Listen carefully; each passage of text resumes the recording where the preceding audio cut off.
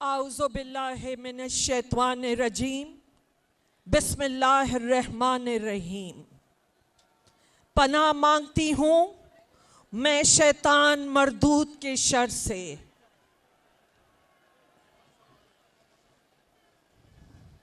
और अल्लाह ताला के नाम से शुरू करती हूँ।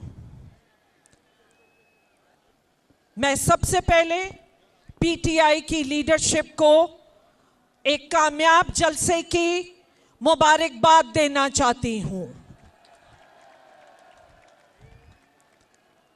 इस्लामाबाद की इस वक्त सारी सड़कें चौक हुई हैं और गिलगित बल्तिस्तान, कश्मीर, खैबर पख्तूनख्वा, बलोचिस्तान, पंजाब, सिंध से मुख्तलिफ रैलियां जो कल से हम देख रहे हैं, जो अभी भी कुछ तो रस्तों में हैं, लेकिन उन सब अवाम को मैं मुबारकबाद देती हूँ।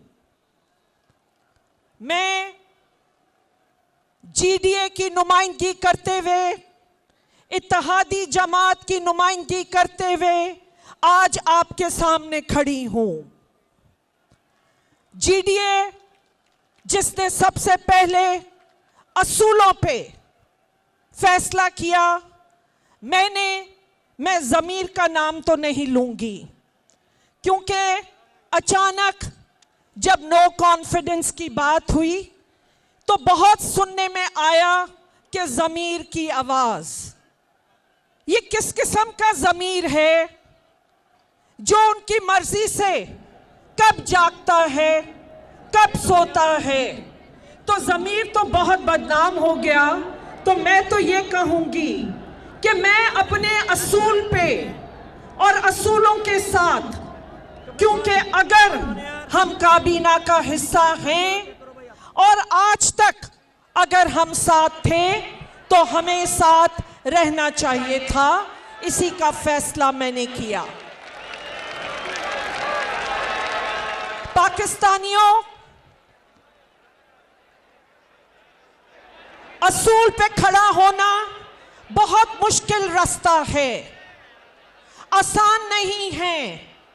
लेकिन जब हम दूसरी पार्टी में थे, पीपल्स पार्टी में थे, असूलों के खातिर खड़े रहे, उनके पूरे मुश्किल वक्त में खड़े रहे, और जब हमने उन्हें प्रेसिडेंसी और एक मजबूत पार्टी बन गए, और जब देखा सिंध की आवाम के साथ इंसाफ नहीं हो रहा था, हमने उस असूल पे छोड़ा था। पाकिस्तानियों, हम एक ओथ लेकर आते हैं। हम ऐवान में अल्लाह का नाम लेकर हम एक ओथ उठा के आते हैं, और अगर हम उस ओथ की पासदारी ना करें और अचानक से ज़मीर भाई जाग उठें, तो मुझे बताइए कि पाकिस्तान का मुस्तकबिल और जमहूरियत का मुस्तकबिल क्या होगा? मैं इस असूल पे भी खड़ी हुई कि पार्लियामेंट को मजबूत करना है। मैं इस असूल पे भी कि ये लोटाक्रेसी बंद होनी चाहिए।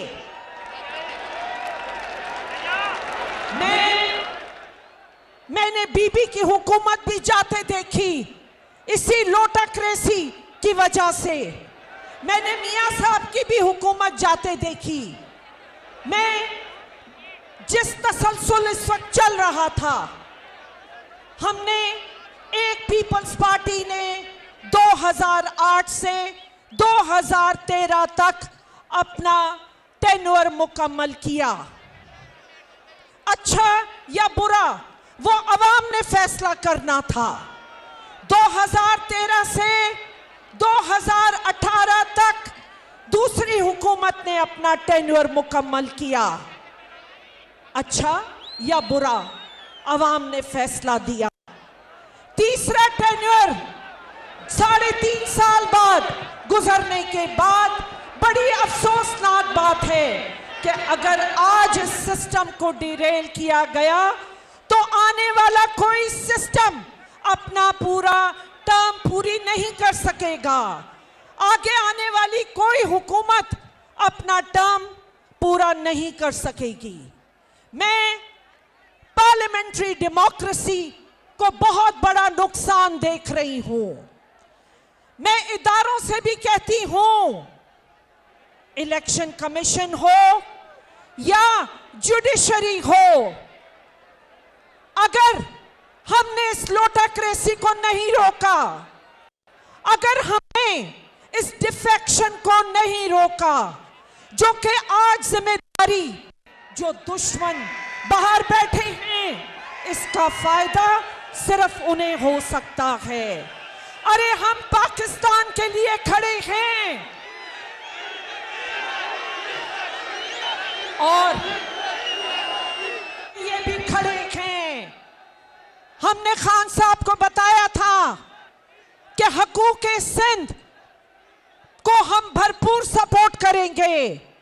सिंध में 14 साल से एक पार्टी की हुक्मरानी है।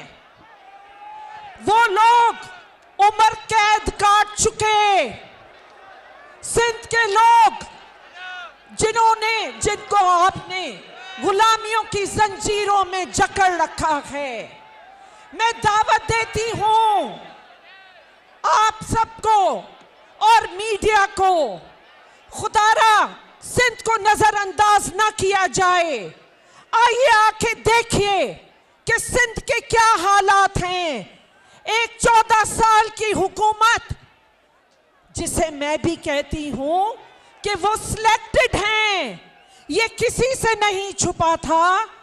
और जिस तरह वहां पे अवाम के साथ जो सलूक किया जा रहा है, जो नौजवानों को एक नशे और ड्रग्स में डाला जा रहा है, जिस तरह बेरोजगारी बढ़ाई जा रही है, जिस तरह तालीमी निजाम का बुरा हाल है, आइए खुदारा आइए जरा आके सिंध में हाल देखिए। यहां बड़े बड़े दावे किए जाते हैं।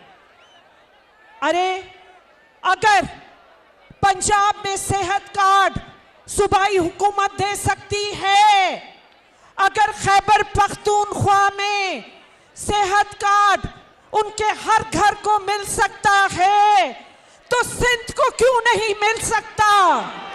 मैं आपके प्लेटफॉर्म से फिर से सिंध हुकूमत से कहती हूं कि हमारे पास घर घर बीमारी है। सिंध हुकूमत को चाहिए कि सेहत कार्ड दें, जो उनका बुनियादी हक है। आप 14 सालों में साफ पानी नहीं दे सके।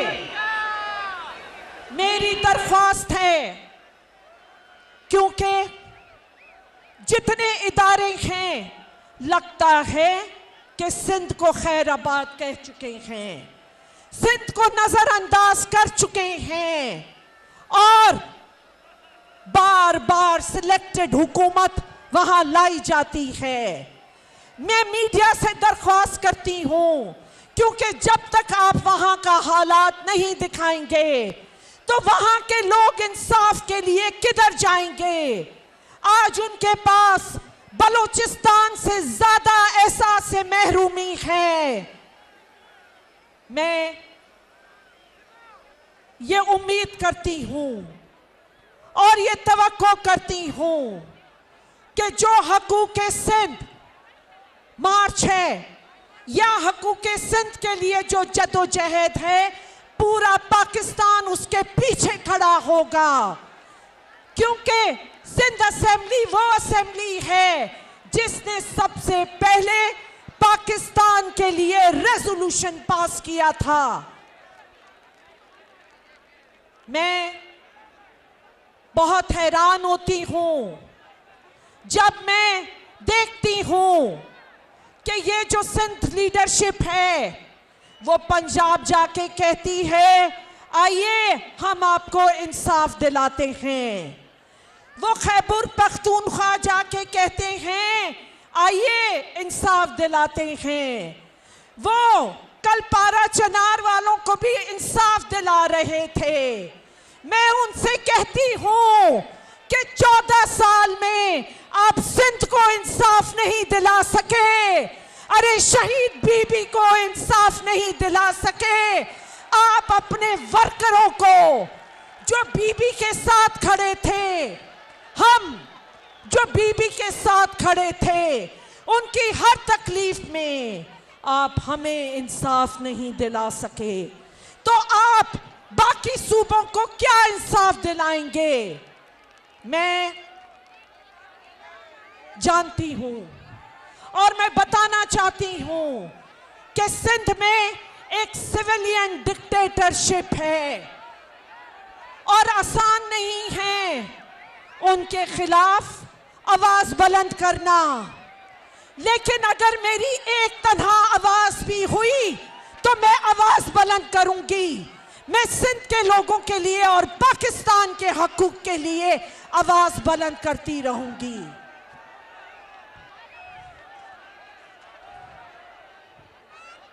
मैं आखिर में इस शेर के साथ कि हमारा इत्तेहाद, हमारी जीडीए का फैसला असूलों पर है।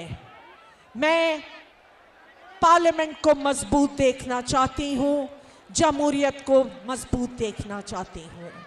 और इस शेर के साथ इस मिट्टी की मोहब्बत में हम आशिफ्ता से रोने, इस मिट्टी की मोहब्बत में हम आशिफ्ता से रोने वो कर्ज उतारे हैं जो वाजिब भी न थे।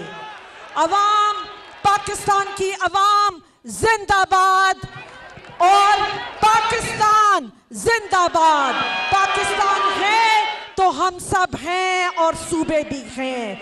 अल्लाह हमारे मुल्क को आबाद रखे, पाकिस्तान का झंडा बुलंद रखे।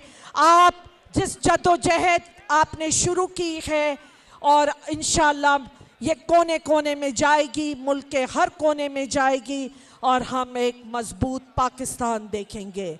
पाकिस्तान जिंदाबाद।